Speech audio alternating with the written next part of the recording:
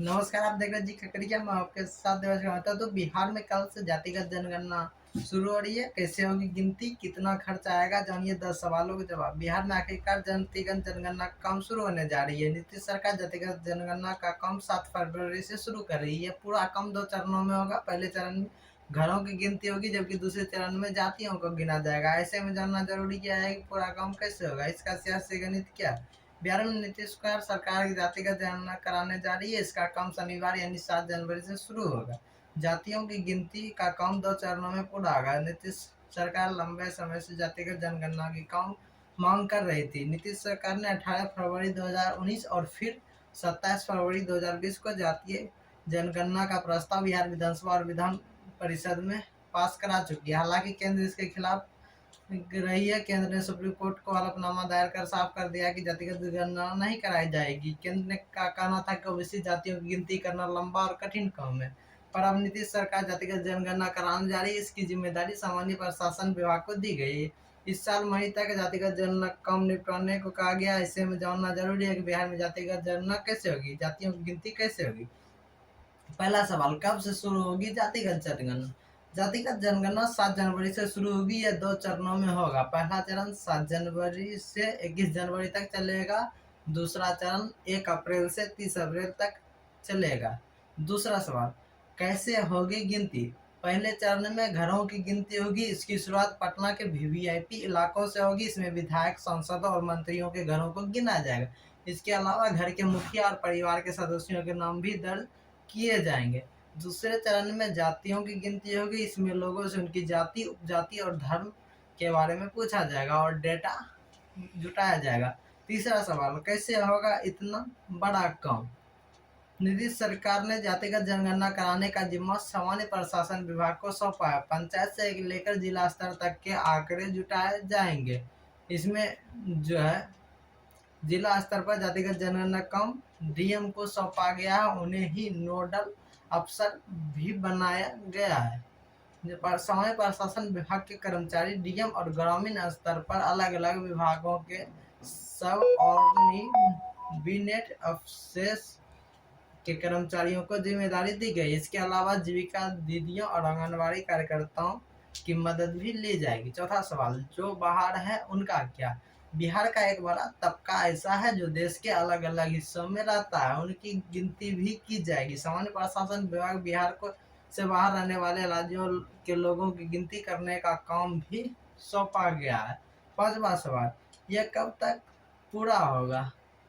जातिगत जनगणना का काम बिहार सरकार ने जातिगत जनगणना का सारा काम मई 2023 तक निपटाने का टारगेट रखा है। इस पहले फरवरी 2023 तक का टारगेट रखा गया था, लेकिन देरी होने की वजह से अब इसे मई तक खत्म करने का टारगेट रखा गया है। छठा सवाल, इसमें कितना खर्च आएगा। तो जातीय जनगणना में राज्य सरकार का सर्वे के अनुसार 500 करोड़ का खर्च आएगा। यह खर्च अनुमानित है, यानी ये कम और ज़्यादा भी हो सकता है। यह खर्च कंटेंजेंसी फंड से किया जाएगा। सातवां सवाल, लेकिन जातीय जनगणना की जरूरत क्यों। जातीय जनगणना कराने के पक्ष में तर्क यह है कि 1951 से एससी और एसटी जातियों का डेटा पब्लिश होता है, लेकिन ओबीसी और दूसरी जातियों का डेटा नहीं आता है। इससे ओबीसी की सही आबादी का अनुमान लगाना मुश्किल रहता है। 1990 में केंद्र की तब की वीपी सिंह की सरकार ने दूसरा पिछड़ा वर्ग के आयोग की सिफारिश को लागू किया। इसे मंडल आयोग के नाम से जानते हैं। इसमें उसने 1931 की जनगणना के आधार पर देश की ओबीसी की 52% आबादी होने का अनुमान लगाया था। मंडल आयोग की सिफारिश के आधार पर ही ओबीसी को 27% आरक्षण दिया गया है।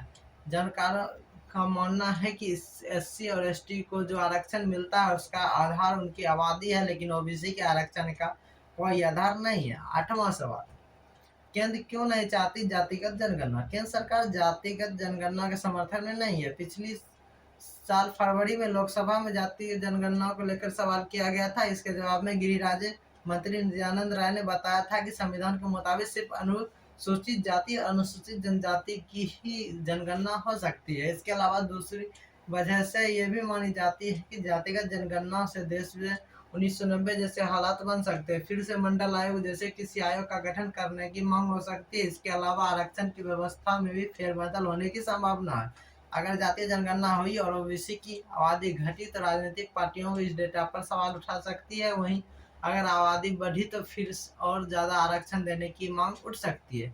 इसका एक कारण राजनीतिक भी है। अभी बीजेपी की जितनी पेट स्वर्ण जातियों में है उतनी ही ओबीसी जातियों में नहीं है। अगर जातीय जनगणना हुई तो क्षेत्रीय दल केंद्र से ओबीसी कोट में बदलाव की मांग कर सकते हैं, जिससे बीजेपी के लिए मुसीबत खड़ी हो सकती है। हालांकि नीतीश सरकार भले ही जातिगत जनगणना करवा ले, लेकिन केंद्र इसे नहीं मानेगी। जानकार मानते हैं कोई भी राज्य अगर अपने स्तर पर जातिगत जनगणना करा लेती है तो भी उसका महत्व ज़्यादा नहीं होता, क्योंकि केंद्र इसे नहीं मानेगा। इसका एक कारण यह भी है कि जातिगत जनगणना कराने की जिम्मेदारी केंद्र की है, राज्य सरकार की नहीं।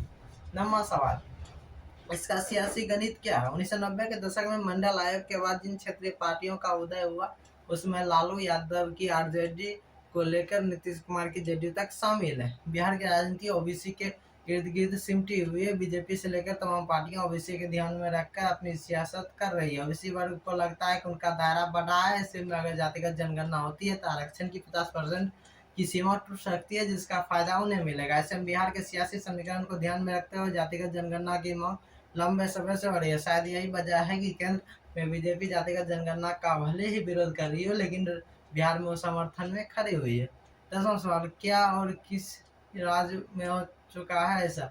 जातीय जनगणना की जब ये बात होती है, कर्नाटक मॉडल का जिक्र किया गया। कर्नाटक में जो है जातिगत जनगणना की गई है, लेकिन इसका जो है ऑफिशियल जानकारी अभी तक साझा नहीं की गई है।